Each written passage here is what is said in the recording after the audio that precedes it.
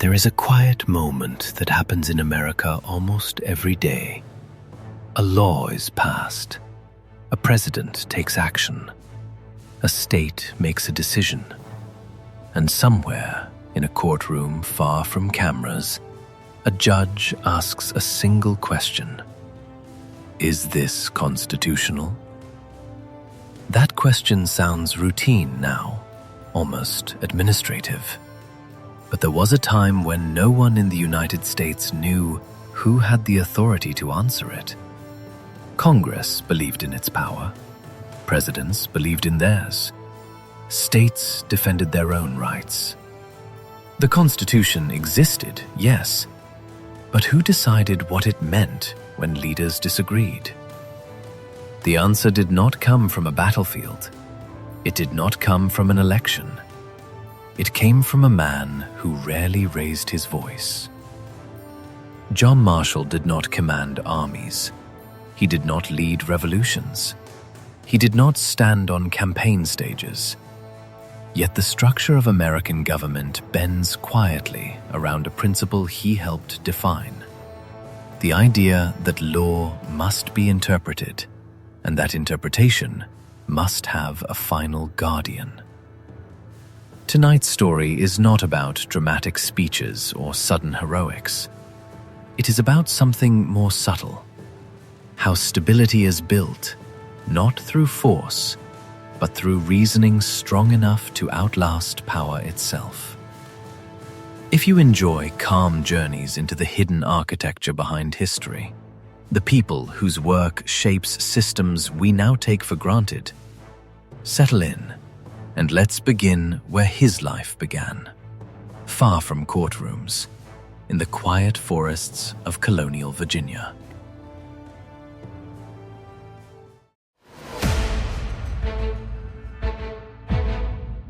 Chapter 1. Childhood.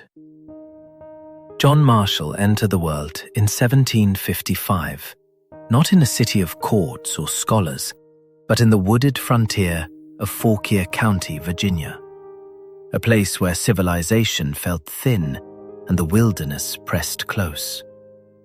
The land rolled in quiet hills, broken by rivers and rough trails, and survival depended less on theory than on steadiness. His father, Thomas Marshall, was not a wealthy man, but he possessed something rarer on the frontier: a disciplined mind. A surveyor by trade, he measured land for a growing colony, drawing lines where nature had drawn none. In the evenings, he read history, philosophy, law, by lamplight. Books traveled slowly to the frontier, but ideas still arrived, and young John grew up watching his father treat learning not as decoration, but as a tool for understanding the world. From him, John absorbed a respect for order, not the rigid order of command, but the practical order that keeps disputes from becoming violence. Land boundaries, contracts, agreements. These were not abstractions in Virginia. They were the difference between neighbors and enemies.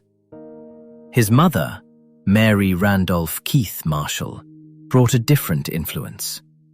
Deeply religious and emotionally steady, she shaped the quiet moral center of the household. Faith in this environment was less about ceremony and more about endurance, patience in hardship, restraint in anger, trust that not every wrong must be answered with fury. Frontier life offered constant small lessons. Roads washed out, crops failed, tools broke, people disagreed. There was little room for dramatic gestures.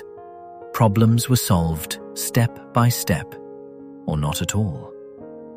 In such a world, John did not grow into a fiery speaker or an impulsive spirit. He learned instead to observe before acting, to listen before judging, and to value stability over spectacle. Excitement could be dangerous. calm thinking could be life-saving. Disputes between settlers also left their mark. Arguments over land and authority were common, and without trusted systems, tensions lingered. Young Marshall saw how quickly disorder could grow when no accepted rule settled a matter. From these early impressions formed a quiet conviction. People needed structures they could trust, rules that stood above emotion. By the time he reached adolescence, his personality was already set in essential ways.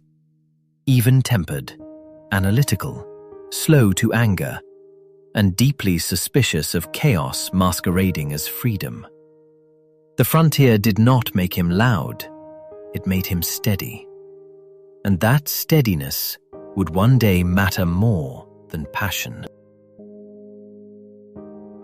Chapter 2.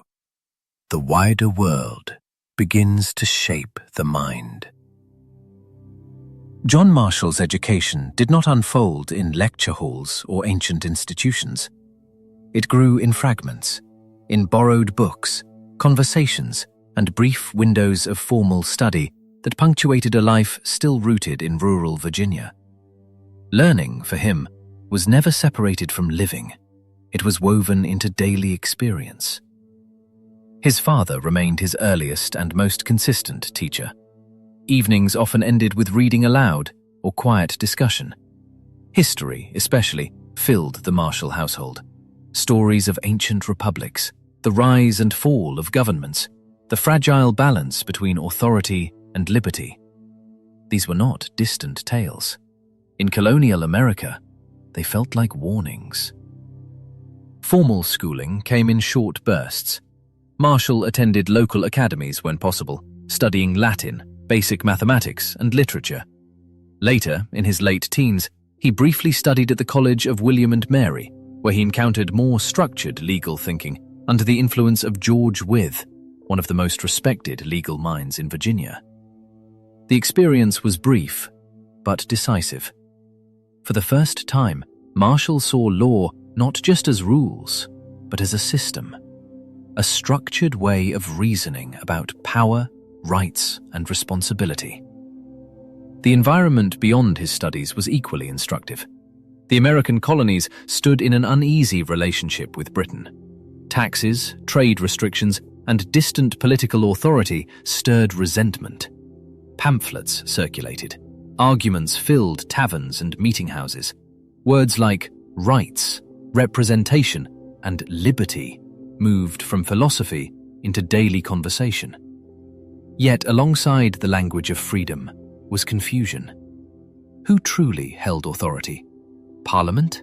The king? Colonial assemblies? Competing claims created legal fog. Different colonies followed different customs. Enforcement varied. The idea of law as a clear, unified force seemed more aspiration than reality. Marshall watched this uncertainty with a thoughtful distance. He was not swept up in dramatic rhetoric. Instead, he noticed something quieter but more troubling. When rules are unclear, power fills the gap.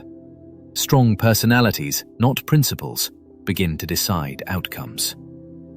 During this period, a realization began to settle in his mind.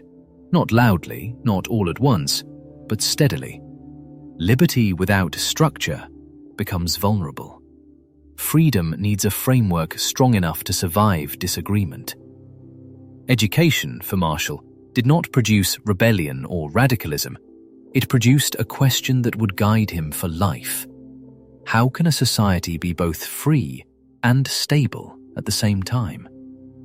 He did not yet have an answer, but he had found the problem he would spend a lifetime trying to solve.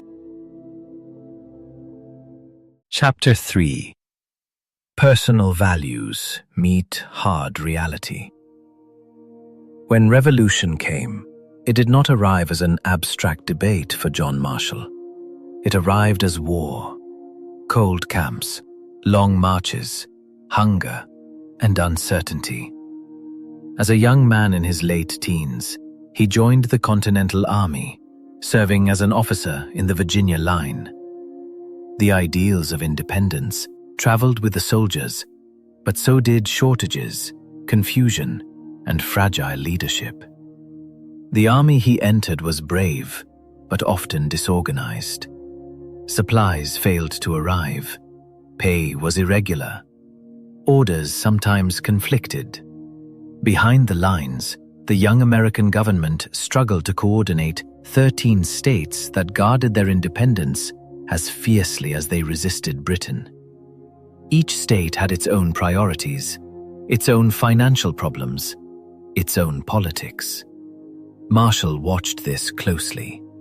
He saw courage on the battlefield, men enduring cold winters and exhausting marches.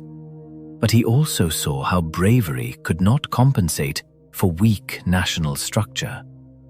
When food ran short or equipment broke, there was no reliable system to respond quickly. Decisions traveled slowly. Responsibility blurred. These experiences shaped him more deeply than any book could. He came to believe that liberty alone was not enough to hold a nation together. Freedom required organization. Independence required coherence. Without a stable framework, even the noblest cause could falter under its own disorder. War also sharpened his sense of human nature. He observed officers who led calmly and those who ruled through anger. The former earned loyalty. The latter inspired fear, but not trust. Marshall's own style leaned naturally toward quiet steadiness. He listened. He measured his words. In moments of stress, he did not escalate tension. He absorbed it. Another lesson settled quietly into place. Disputes must be resolved by accepted authority, or they linger and weaken unity. Among soldiers from different states, disagreements were common, over supplies, over credit, over responsibility. Without clear hierarchy and trusted decision-making, resentment grew.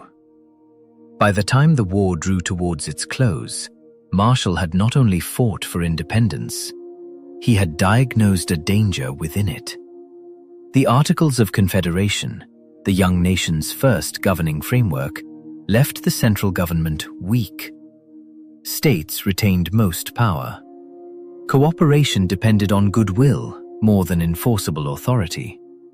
To many, this felt like freedom preserved. To Marshall, it looked like instability postponed. The revolution had taught him the cost of tyranny, but it had also taught him the cost of fragmentation. Between those two dangers, too much power and too little, lay the narrow path he would spend his life defending. A structured national system strong enough to endure conflict, yet bound by principles, not personalities. His moral awakening was not dramatic. It was cumulative, built from hunger, cold, and observation. And it left him convinced of one thing above all. A nation survives not on passion alone, but on institutions people trust when passion fades. Chapter 4. A new arena, same quiet purpose. When the war ended, John Marshall returned to civilian life, carrying no dramatic reputation, no heroic legend, and no desire for spectacle. What he carried instead were impressions, clear, persistent memories of how fragile the young nation had felt when structure failed. Peace did not erase that memory. It sharpened it. He turned to the law. Studying formally now, he completed the transition from soldier to attorney, entering legal practice in Virginia during the 1780s. The courtroom, unlike the battlefield, demanded patience rather than courage, reasoning rather than endurance. Yet Marshall found it familiar terrain. Here too, conflict needed resolution. Here too, order prevented escalation. His reputation grew steadily, not through dramatic rhetoric, but through clarity. He had a talent for simplifying complex disputes, reducing tangled arguments to core principles. Judges and clients alike trusted him to be measured, not theatrical. He did not inflame, he explained. This temperament soon drew him toward public service. Virginia, like the rest of the former colonies, wrestled with the weaknesses of the Articles of Confederation. Economic instability lingered. States quarreled over debts, trade, and boundaries. Laws varied widely. Coordination remained difficult. Marshall entered the Virginia legislature during this unsettled period. His role was modest at first, but his perspective was already distinct. Many celebrated state sovereignty as the ultimate safeguard of liberty. Marshall, shaped by wartime experience, saw a different danger. Without an effective national framework, disputes between states could fester, and the Union itself could loosen. His goal was not central authority for its own sake. It was stability, a system strong enough to prevent fragmentation, but restrained enough to respect individual rights.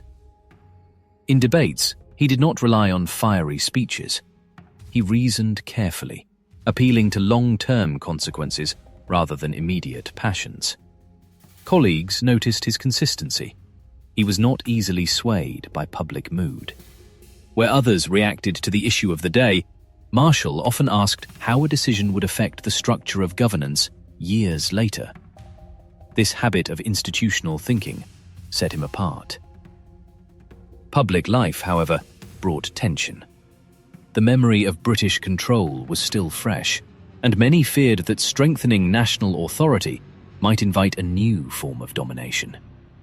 Marshall had to navigate suspicion from those who equated federal strength with lost liberty. But he did not retreat.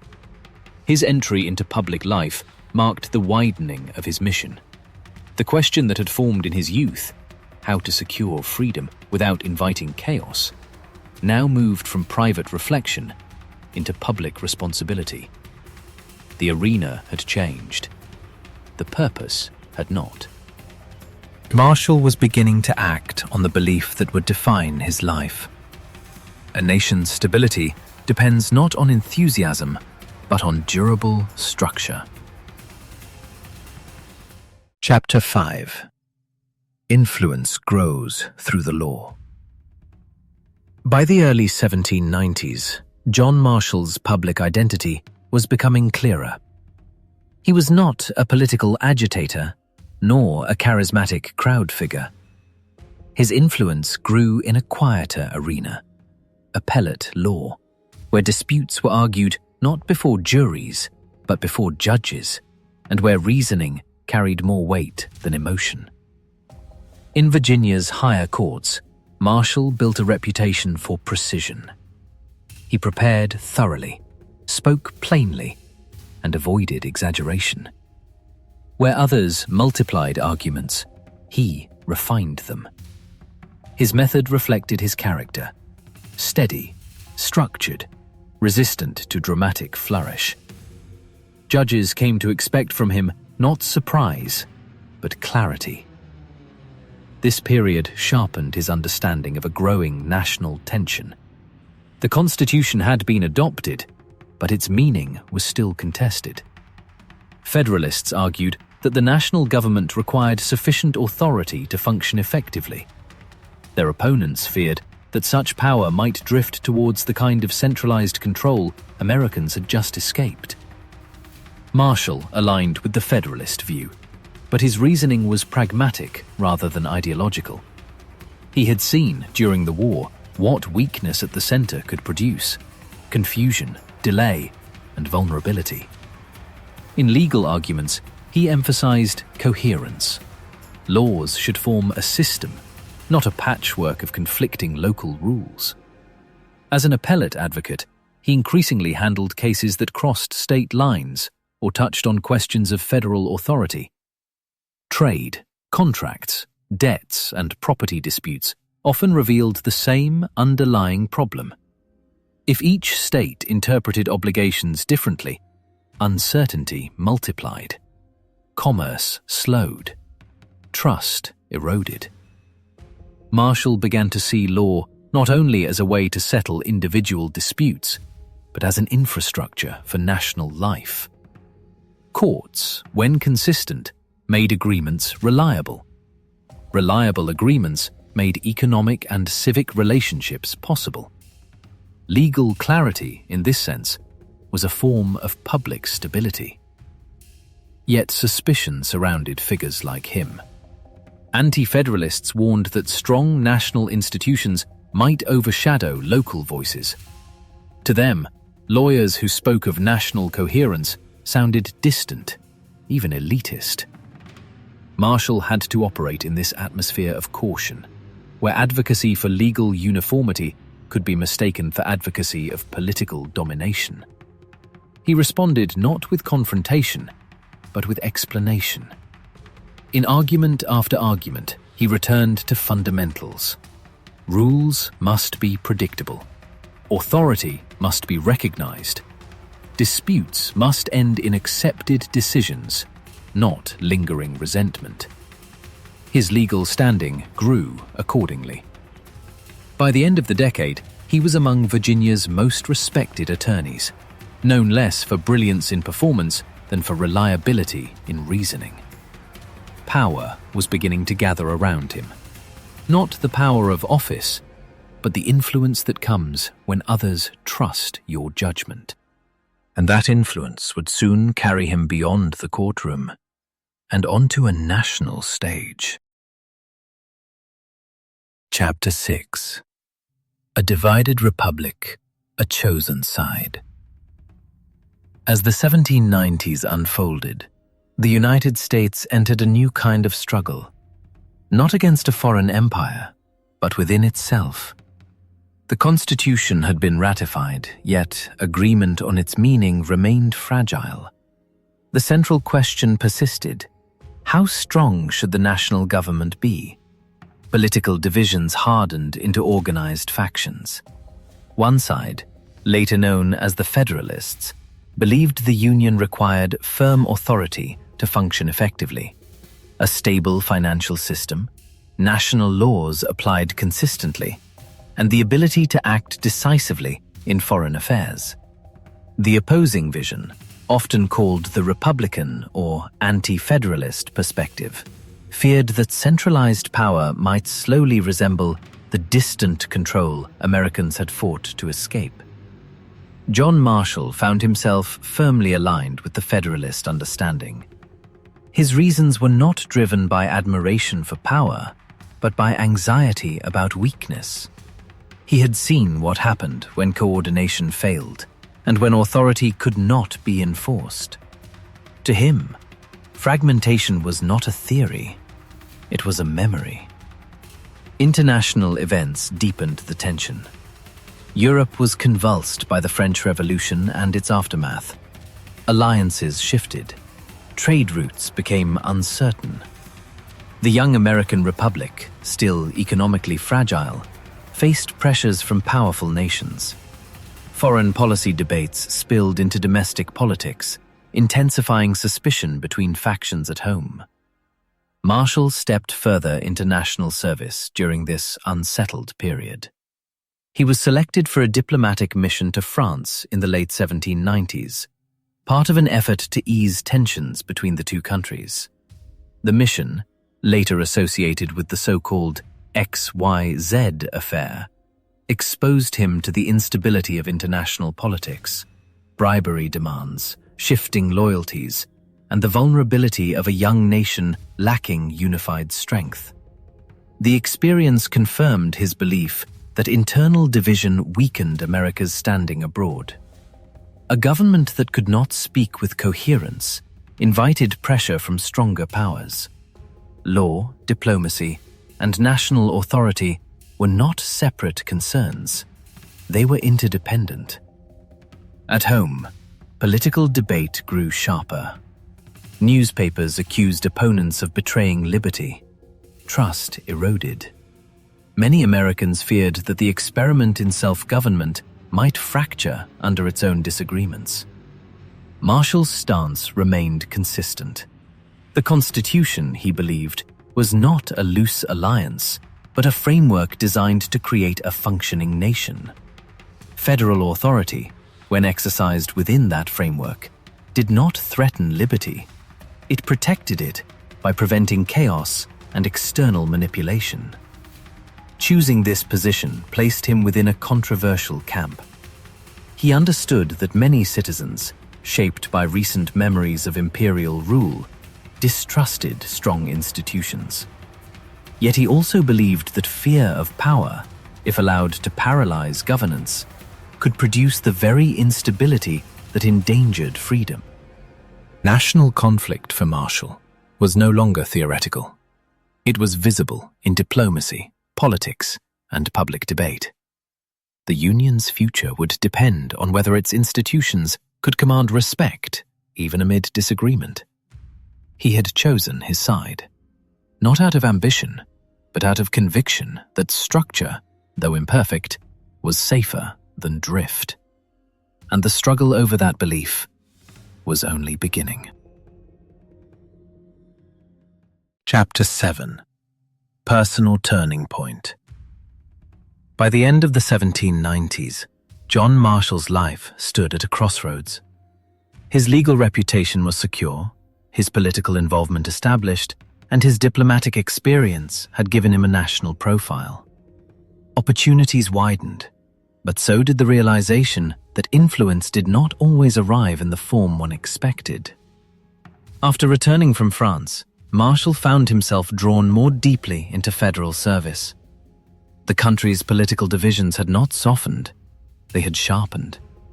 Federalists and their opponents struggled for control of institutions that were still young and uncertain. Leadership required not only ideas, but endurance in the face of suspicion. Marshall's ambition at this stage was not for personal prominence. It was for institutional stability. He wanted to see the national government operate with coherence, laws respected, authority recognized, disputes settled within constitutional boundaries. His experience had convinced him that without this, the Union's survival could not be taken for granted. Yet he did not always achieve the roles he might have imagined. Elections shifted power. Public opinion turned. Political appointments depended on timing as much as talent. Marshall, steady rather than theatrical, did not naturally dominate the volatile arena of partisan politics. He lacked the style that stirred mass enthusiasm. This limitation, however, became a form of preparation. He began to understand that influence could operate through structure rather than spectacle. The most durable power did not always sit in elected office. It could reside in interpretation, in defining how institutions functioned over time. During this period, he served briefly in Congress and then as Secretary of State under President John Adams. These roles placed him close to the machinery of national governance, where he observed both its potential and its fragility. Laws could be passed, but their meaning still depended on interpretation. Authority could be claimed, but its limits remained contested. A quiet recognition took shape. The enduring questions of American government would not be settled solely by legislation or elections. They would return again and again as disputes about what the Constitution permitted and required. Marshall may not have articulated this fully at the time, but his path was narrowing toward a different kind of leadership, one less visible, yet potentially more permanent. His personal turning point lay in accepting that he might not shape the nation through commanding political office. Instead, his strength, patient reasoning, structural thinking, emotional steadiness, suited a role where interpretation mattered more than persuasion. He did not yet know how soon that role would arrive, but he had reached an understanding that ambition alone cannot control destiny. Sometimes, the position that fits a person best is not the one they seek most loudly, but the one their character has quietly prepared them to hold.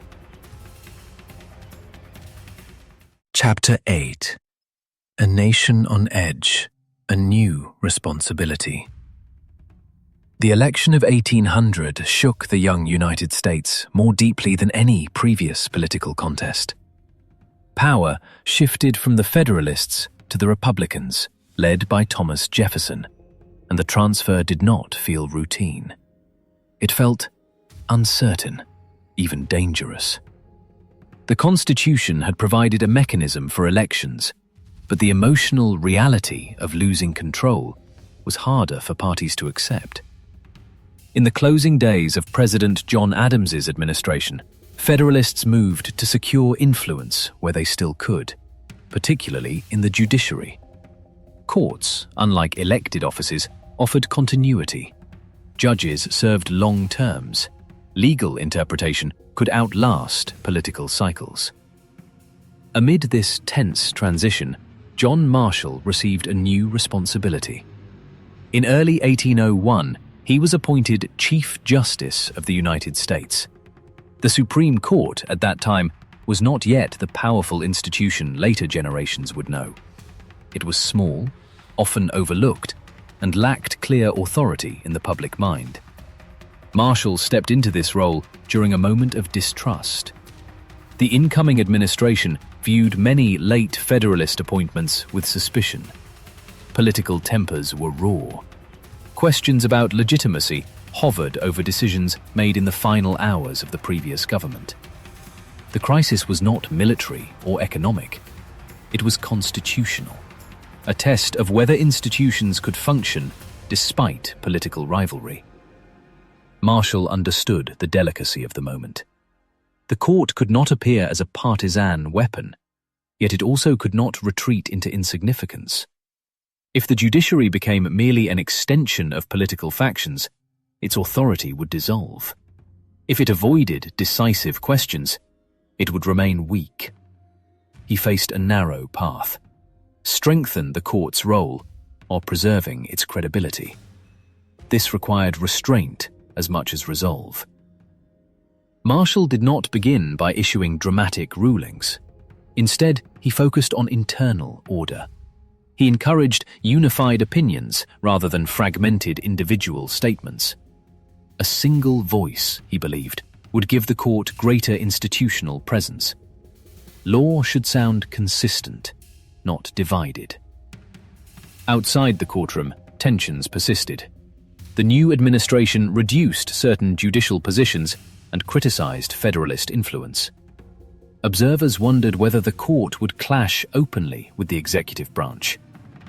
Marshall's responsibility during this crisis was not only to decide cases, but to define the court's character. Would it be reactive or principled, political or institutional, temporary or enduring?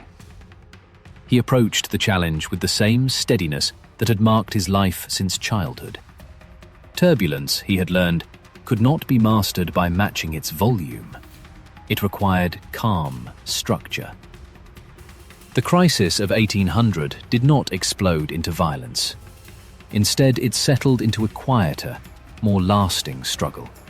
A contest over how the Constitution would be interpreted in practice.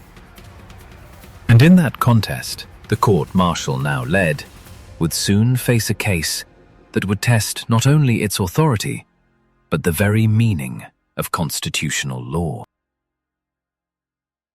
Chapter 9. A new principle enters American law. In 1803, a dispute that might have seemed minor on the surface arrived before the Supreme Court. It concerned a commission, a formal appointment that had not been delivered before a change of administration. William Marbury, one of the appointees, asked the court to compel the new Secretary of State, James Madison, to hand over the document. At first glance, it was a bureaucratic disagreement. Yet beneath it lay a deeper question. If government officials ignored the law, who could hold them accountable? The case, later known as Marbury versus Madison, placed John Marshall and the court in a delicate position. Ordering the executive branch to act risked defiance. remaining silent, risked irrelevance. The court had neither army nor treasury. Its authority depended entirely on public acceptance of its reasoning. Marshall approached the case not as a political confrontation, but as a structural problem. The Constitution was written as the supreme law of the land. Congress passed statutes.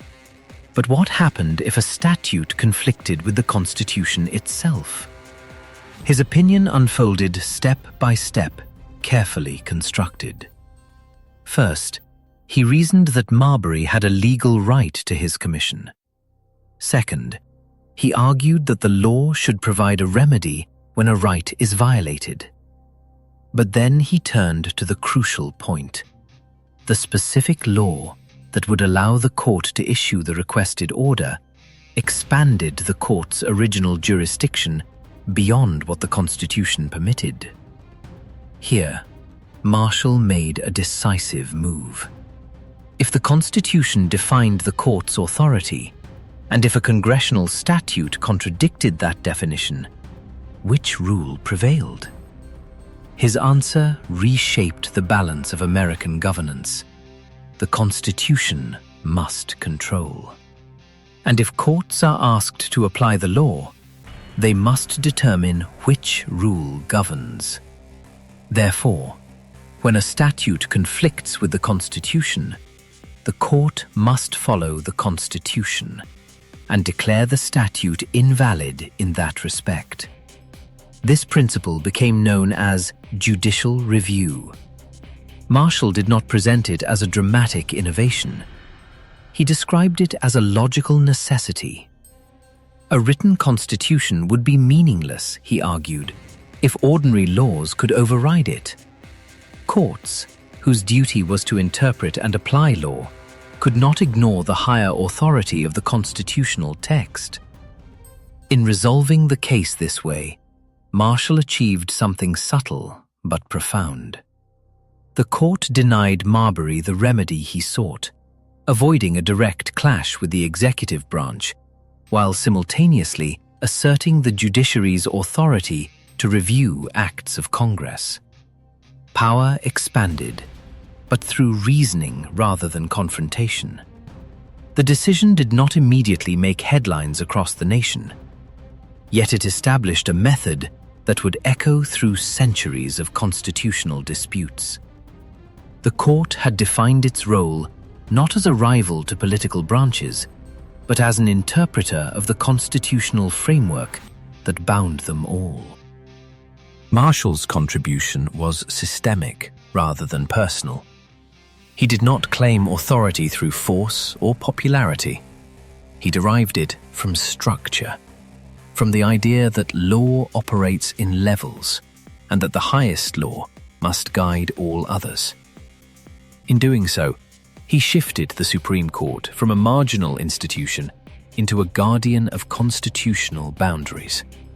The transformation was quiet, almost technical, but its implications would reach far beyond the small courtroom where the opinion was delivered.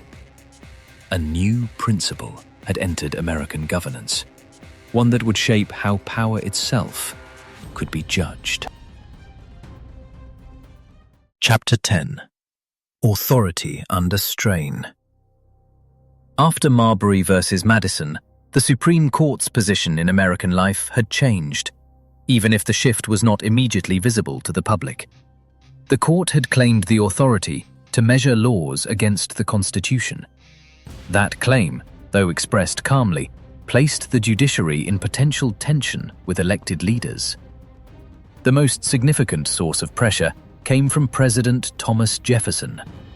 Jefferson did not reject the Constitution, nor did he deny the importance of courts, but he viewed concentrated institutional power with caution. To him, allowing judges, who were not elected, to shape the meaning of national policy risked distancing government from the people's will. He worried that judicial interpretation might become a substitute for democratic decision-making. Marshall understood this concern, yet he saw a different danger. If constitutional limits depended solely on the political branches to enforce themselves, restraint might weaken in moments of passion or crisis. Someone had to apply the boundaries written into the nation's framework, even when doing so proved inconvenient. This difference in perspective created an ongoing, quiet friction. It was not expressed through shouting matches or dramatic confrontations. It lived in decisions, messages, and the tone of public commentary. Jefferson and his allies sometimes criticized Federalist influence in the judiciary. Efforts were made to reduce judicial offices created late in the previous administration. Suspicion lingered that the court might act as a partisan stronghold. Marshall's challenge was to preserve the court's authority without appearing political.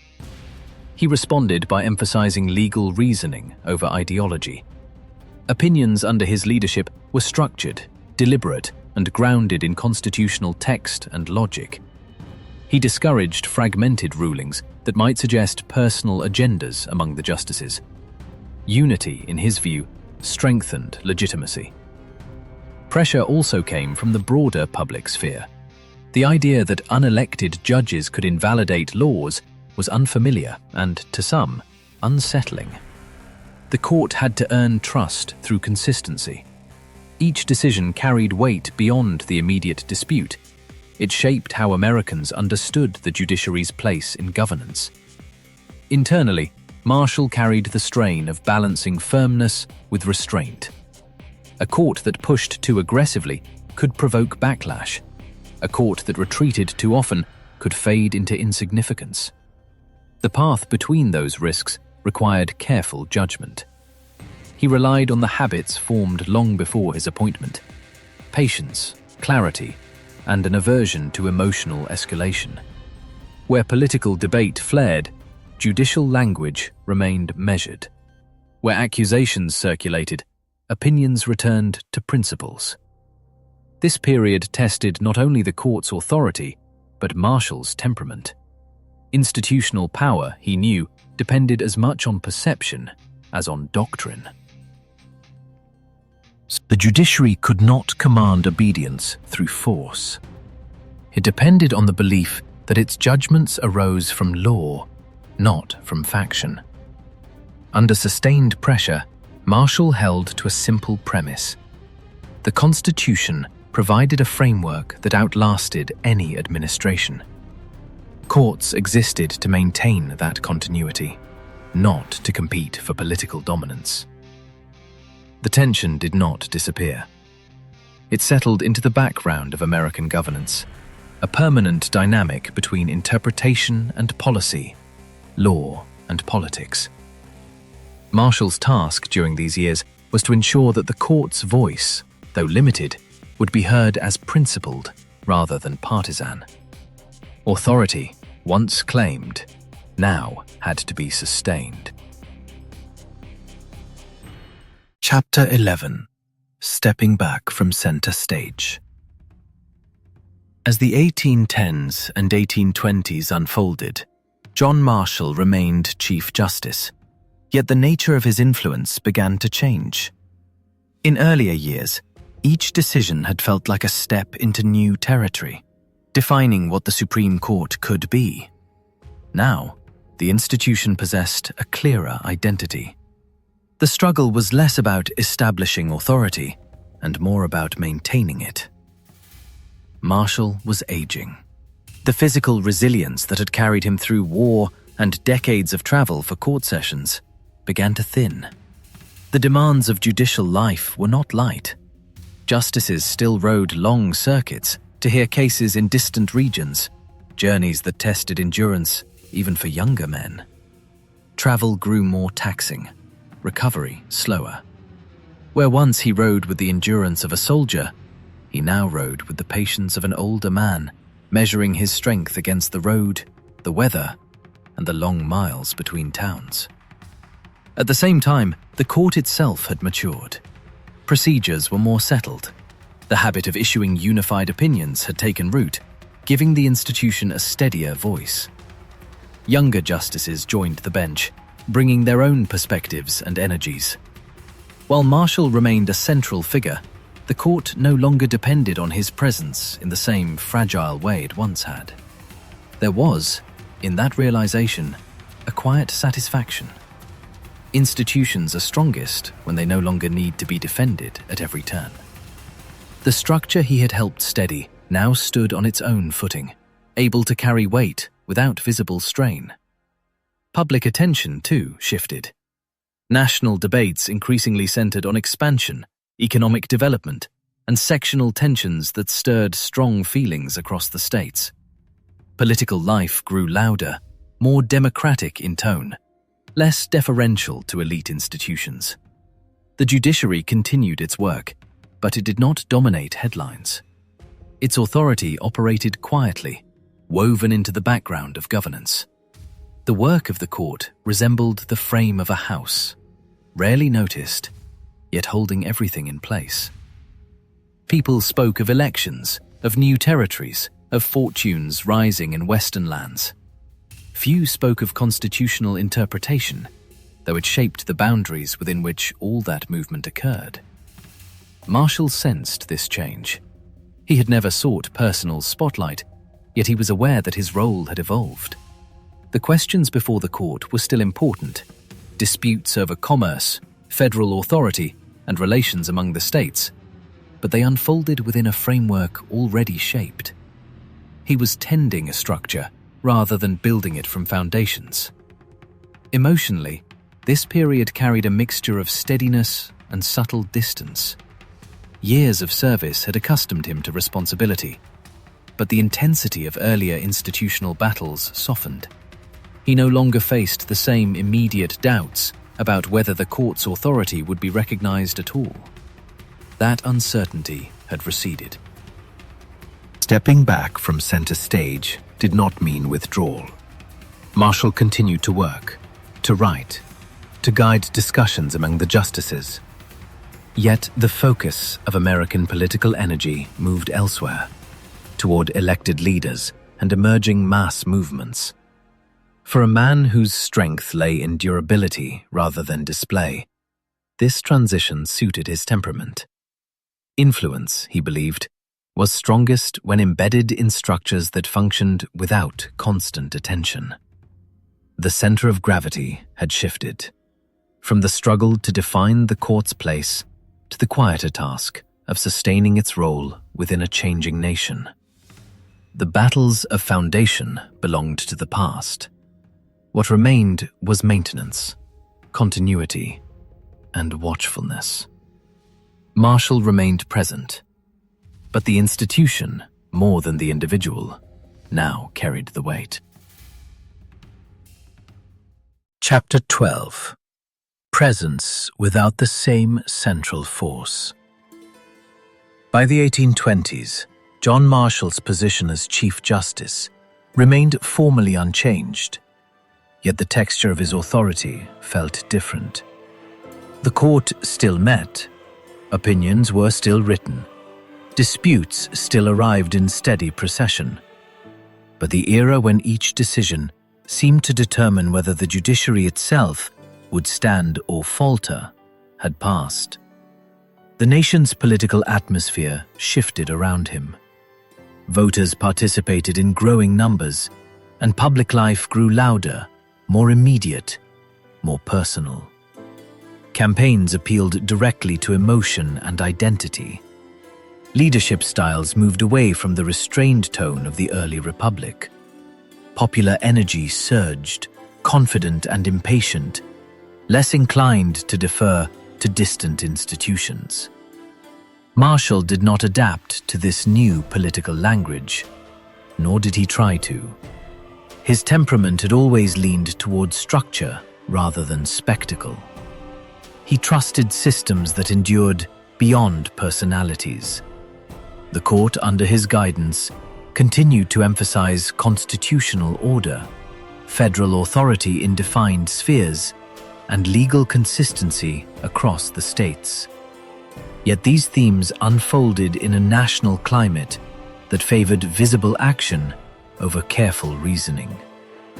Within the court, the generational balance shifted. Younger justices participated more actively, bringing different experiences and sensibilities shaped by a nation already expanding westward. Commercial networks grew more complex, territories widened, and legal questions reflected a society in motion. Cases now involved a broader, more energetic republic than the one Marshall had known in youth. His influence, though still real, operated differently. It showed in tone, in method, in the expectation that the court would speak with coherence rather than in fragments. The discipline of unified opinions, once a deliberate innovation, had become habit. The structure he had encouraged functioned almost automatically, guiding deliberations even when he was not the dominant voice in every matter. There was a quiet dignity in this shift. Influence embedded in routine is less visible but more durable. The court's work resembled a river channel already carved. The water of new disputes flowed through paths long established.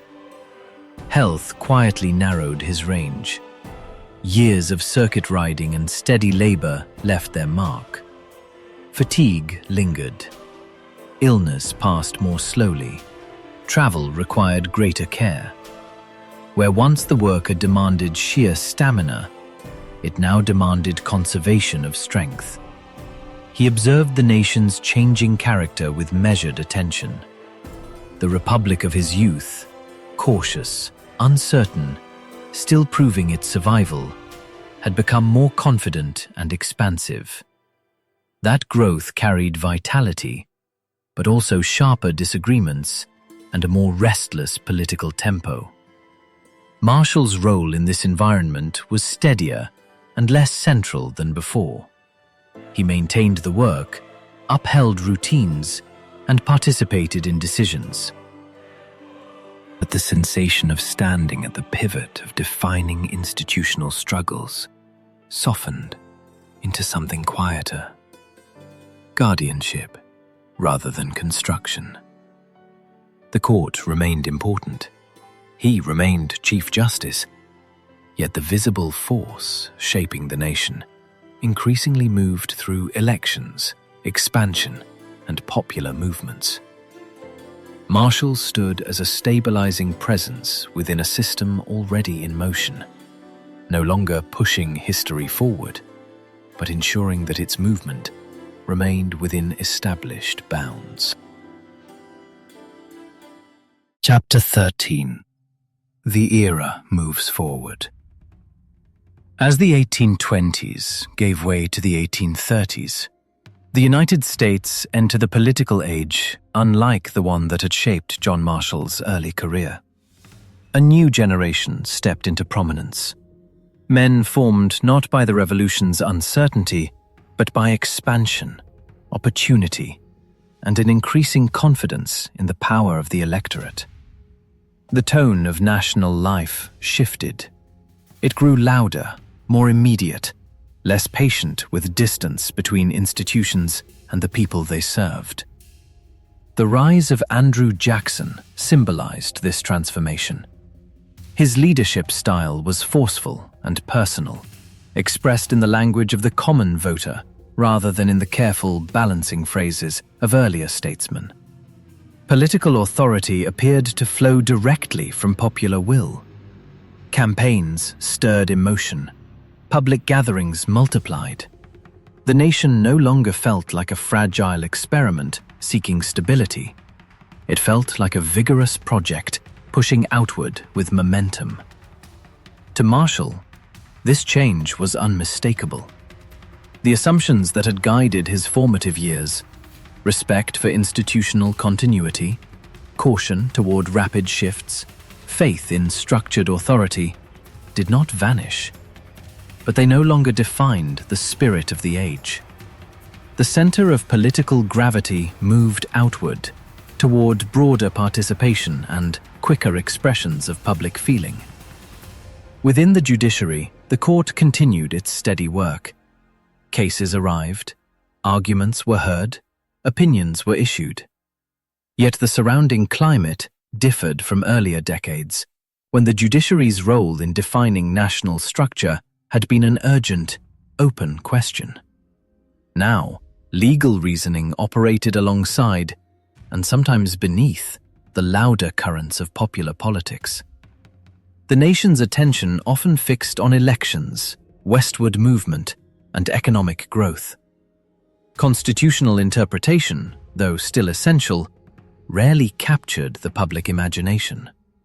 The court's authority remained intact, but it functioned more like a constant background presence than a visible center of debate. Marshall was not displaced by conflict, nor removed from office. Instead, he experienced a quieter transition, the sense of belonging to an earlier phase of the Republic's story. His habits of deliberation and institutional focus contrasted with the quicker tempo of the new political culture. Where others spoke in bold declarations, he remained inclined toward measured reasoning. He did not resist this shift. His temperament did not lean toward public contest over style or generational change. The Republic, he understood, was designed to evolve. Each era would bring its own energies. Structures endured, but the forces moving within them altered with time. In this environment, Marshall's role centered on continuity. He remained at his post, participating in decisions, guiding discussions among the justices, preserving the court's routines and coherence. His influence lay not in steering the nation's direction, but in ensuring that its movement did not loosen the framework within which it unfolded. The spirit of the time no longer mirrored the one that had shaped him. History had not rejected him. It had simply adopted a faster rhythm, leaving him as a figure of steadiness while the volume of public life rose around him. Chapter 14. The World Narrows. In his final years, John Marshall's world grew smaller, not because his office was taken from him, but through the gradual narrowing that age brings to even the most durable lives. Public responsibility remained, yet the physical and emotional landscape of his days shifted inward. Health pressed more insistently upon him. Decades of long journeys, harsh weather, and unbroken routine had left their trace. Illnesses lingered where once they passed quickly. Strength, once assumed, now had to be measured. Each trip required calculation. Each season demanded caution. The long circuit rides that had once been part of the ordinary rhythm of judicial service now felt like undertakings to be endured rather than simply performed. Rooms he had passed through without notice in earlier years began to feel more present. The chair near the window, the quiet of evening light, the familiar arrangement of books and papers. The physical space of daily life grew more defined as the wider world receded. Personal sorrow also moved closer. Time, which builds families, also thins them. Absences accumulated. Voices that had once filled conversation were now remembered rather than heard. Memory became a frequent companion, arriving without effort, carrying scenes from decades earlier into the stillness of the present. His routines adjusted gently. Work did not cease, but its tempo softened. Periods of rest lengthened. Reflection occupied hours once given to motion. He read, wrote, and remained attentive to the affairs of the court, yet his presence in the broader currents of public life diminished. News of national debates and political struggles reached him, but as distant reports rather than immediate concerns. Emotionally, this stage carried a quiet acceptance. Marshall had never measured life by public recognition, and he did not begin to do so now. The slowing of his days did not produce visible bitterness. He had always trusted steady effort over dramatic display, and his final years followed the same pattern. measured, unadorned, without complaint.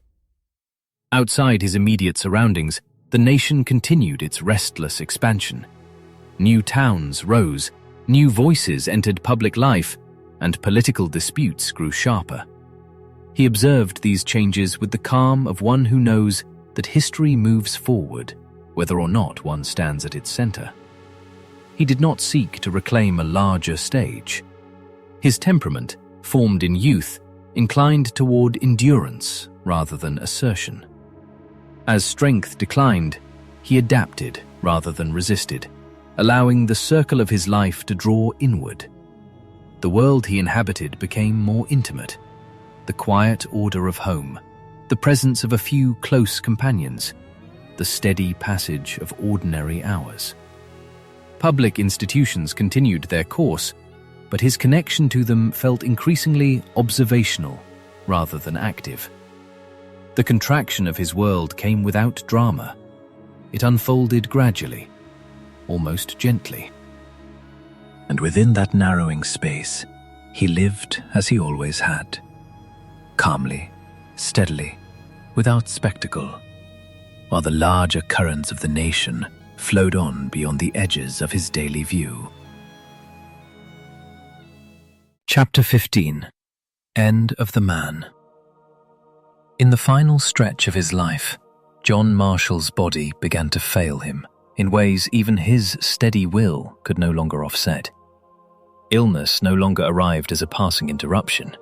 It settled in, altering the pattern of each day. Movements once made without thought now required preparation. Strength came in shorter intervals, and rest occupied more of the hours. The world around him continued its restless motion, but it reached him faintly, like distant activity heard through walls. News travelled, voices carried reports, yet the urgency that had once defined his days no longer pressed upon him. His own surroundings grew quieter, more contained. Familiar rooms, measured light, the steady presence of those nearby. Pain came and receded in cycles. Physicians offered what relief they could, easing discomfort rather than promising recovery. Travel, once woven into the fabric of his life, had nearly disappeared. The long roads, the changing towns, the courthouses of distant districts belonged to memory now. His geography narrowed to the space immediately around him.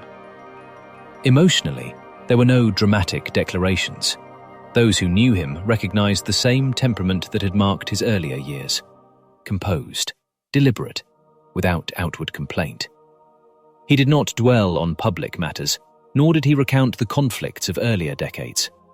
Conversation, when it came, turned toward the present moment, the condition of the day, the comfort of a chair, the sound of a familiar voice. There is a particular stillness that comes when a life long governed by responsibility gradually releases its demands. Decisions once carried weight. Now they passed to others without his involvement. Urgency receded. Titles and duties lost their immediacy. What remained was the individual, separated from the offices he had occupied. Marshall entered that stillness without visible resistance. Order had always shaped his habits, and even in decline, there was a quiet regularity to his days. Waking, resting, brief exchanges, long intervals of silence. Memory travelled more easily than the body. The past surfaced not as public scenes, but as impressions, stretches of landscape, the feel of movement on a long-ago journey, faces once seen clearly. Time itself seemed to slow. Hours lengthened. The boundary between wakefulness and sleep softened. Effort gave way to observation, and observation to rest. On July 6, 1835, his endurance reached its natural limit. The moment did not carry spectacle. There was no gathering of public figures, no formal scene. The end came as many ends do, quietly, in a room defined more by closeness than by ceremony. In those final hours, there was no courtroom, no argument, no national attention. Only the simple human rhythm of breath gradually easing, strength diminishing, and the line between exertion and stillness fading. The public role had already receded. What remained was a man who had lived through many seasons, now at rest from the ordinary work of being alive. The room held no office, no authority, only the quiet presence of a life that had moved from youth to age with the same steadiness that marked its course. The man was gone. The silence that followed was soft and unremarkable, like the close of a long day. Epilogue. Legacy. After John Marshall's passing in 1835, the Supreme Court did not return to the margins of American government.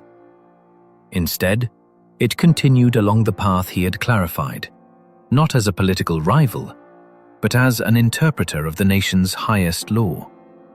The principle that courts could measure legislation against the Constitution became part of the country's operating structure. Over time, this authority would shape decisions on the balance between federal and state power, the limits of government action, the protection of individual rights, and the boundaries of executive authority. The method Marshall articulated, careful reasoning grounded in constitutional text and structure, became the standard language of constitutional debate. His influence endured not through slogans or monuments alone, but through process. Courts across the nation adopted the expectation that law exists in a hierarchy, with the Constitution as the controlling framework. Legal education, judicial practice, and civic understanding all absorbed this approach, often without naming its origin. Moments of national strain would repeatedly return to the question his court helped settle. When branches of government disagree, who determines what the Constitution allows? The answer continued to lead back to judicial interpretation. Marshall's legacy is therefore institutional rather than personal. His face is not widely recognized, yet the system he helped define operates whenever a court reviews a statute, a presidential action, or a state measure for constitutional consistency. The quiet logic he employed became a lasting feature of American governance. In the modern world, louder, faster, and more polarized, that framework still functions as a stabilizing reference point, reminding the nation that written principles, not shifting moods, form the foundation of its legal order. If you value reflective history that reveals how today's institutions were shaped, consider subscribing and returning for more journeys into the people and ideas behind the structures that guide our lives.